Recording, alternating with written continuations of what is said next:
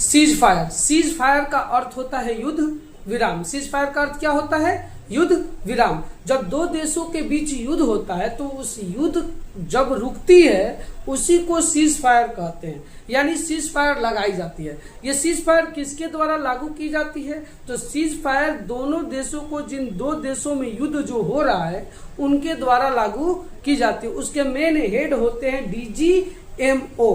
DGMO director general of military operations, जो इसके head होते हैं। अभी भारत के डीजीएमओ जो हैं वो लेफ्टिनेंट जनरल राजीव घई हैं, ठीक है, जो अभी आपके पीछे दिख रहे हैं यही है भारत के लेफ्टिनेंट जनरल राजीव घई यानी डीजीएमओ।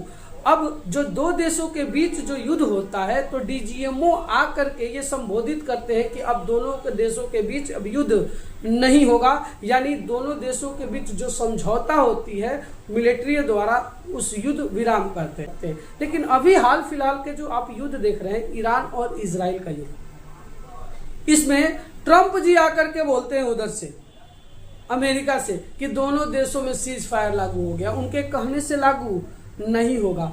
दोनों देशों के डीजीएमओ या दोनों देशों के राष्ट्रपति प्रधानमंत्री अपने सहयोग यानी वार्तालाप कर ले, समझौता कर ले कि हम अब युद्ध नहीं करेंगे, अब से सीज फायर लागू होता है, तब जाकर के सीज फायर लागू होने के बाद युद्ध खत्म हो जाती है।